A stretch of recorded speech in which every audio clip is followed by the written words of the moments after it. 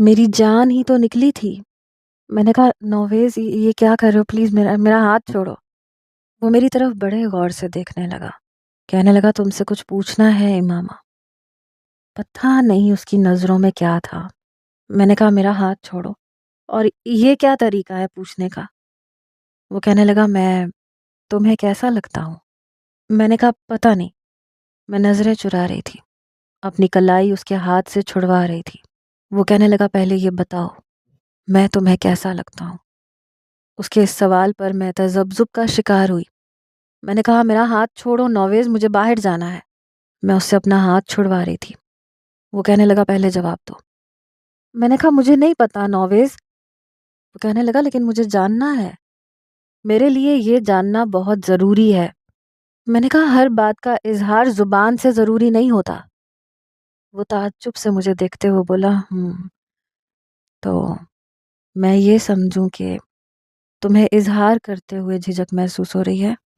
اس کے چہرے پر چھائی مسکراہٹ اور اس کی باتیں مجھے نروس کر رہی تھیں۔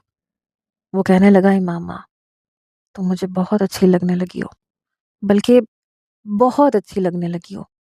اور میں اس سے پہلے کہ وہ کچھ کہتا، میں نے اپنا ہاتھ اس کے ہاتھ سے چھڑوایا اور اس کے کمرے سے باہر نکل آئی۔ میرا دل اس وقت زور زور سے دھڑک رہا تھا۔ میں پریشان ہو گئی تھی، اپنے کمرے میں بیٹھی اپنا پسینہ صاف کر رہی تھی۔ میری ذرا سی توجہ کا وہ غلط مطلب سمجھ رہا تھا۔ میں سوچ رہی تھی کہ اس کی یہ غلط فہمی دور کر دوں۔ کچھ ہی دیر بعد میرے کمرے کا دروازہ کھلا اور سعد میرے کمرے میں داخل ہوا۔ مجھے پریشان دیکھ کے وہ میرے پاس بیٹھ گیا۔ کہنے لگا کیا ہوا تمہیں کزن، اتنی سردی میں اتنا پسینہ؟ میرے ماتھے پہ ہاتھ پھیرتے ہوئے کہنے لگا۔ میں پیچھے ہٹ گئی۔ میں نے کہا کچھ نہیں۔ اس نے کہا کہاں تک پہنچی تمہاری اور نویز کی لو اسٹوری؟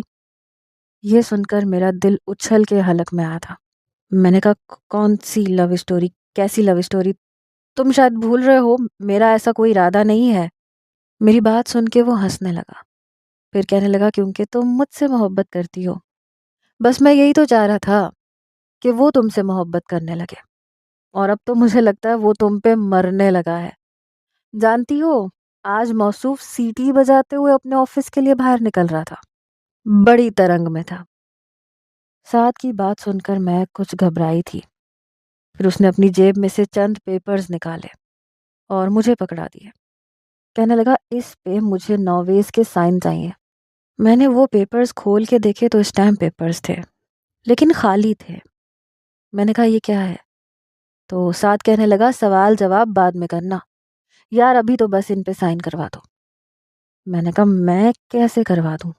سعد کہنے لگا تم ہی تو کروا سکتی ہو، تم نہیں جانتی ماما، نویز بہت چالاک ہے، اور اس کی ماں بھی۔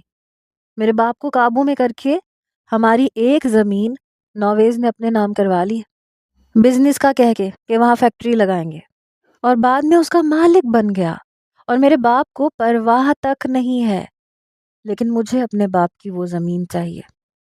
تم میرا یہ کام بڑے آرام سے کر سکتی ہو، بس کچھ میٹھی میٹھی باتیں نویز سے کر لینا، وہ سائن کر دے گا۔ میں نے سعد کی بات حیرت سے سنی تھی۔ میں نے کہا سعد تم مجھے کیوں استعمال کر رہے ہو؟ میں یہ سب نہیں کروں گی۔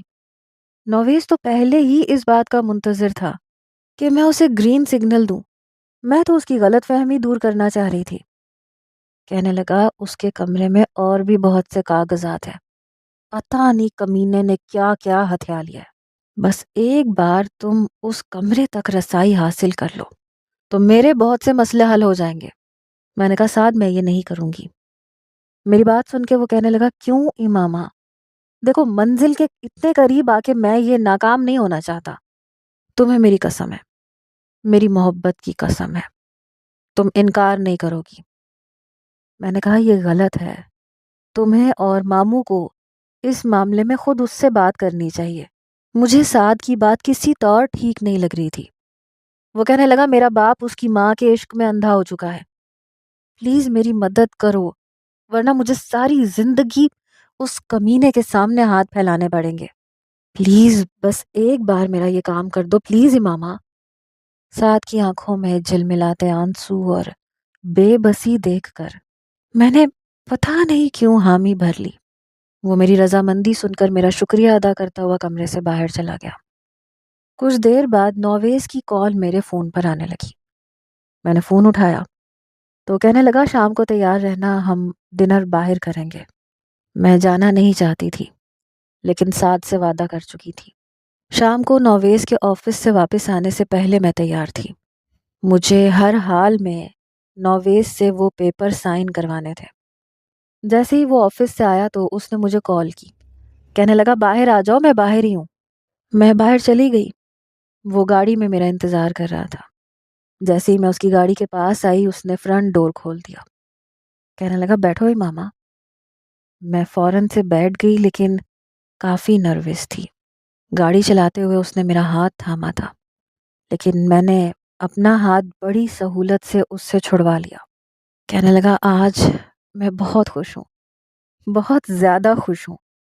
تمہیں پتہ ہے بڑے عرصے کے بعد میں یوں خوش ہوا ہوں، تم سوچ بھی نہیں سکتی۔ آج میری زندگی کا بہت خاص دن ہے۔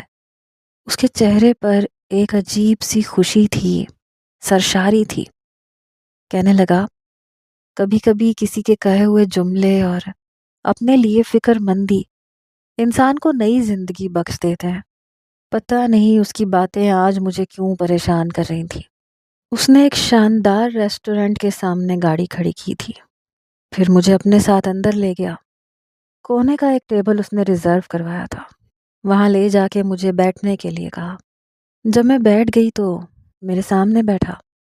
کچھ دیر میں ویٹر آ چکا تھا جس کے ہاتھ میں گلاب کے پھولوں کا بوکے تھا۔ وہ بوکے اس نے نویز کو پکڑا دیا، پھر نویز نے وہ میری طرف بڑھایا، کہنے لگا یہ خاص تمہارے لیے۔ میں بڑی نروس تھی۔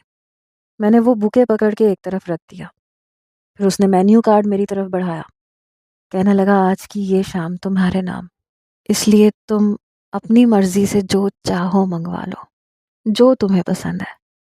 کافی ٹائم سے تم میرے لیے میری پسند بنا رہی ہو۔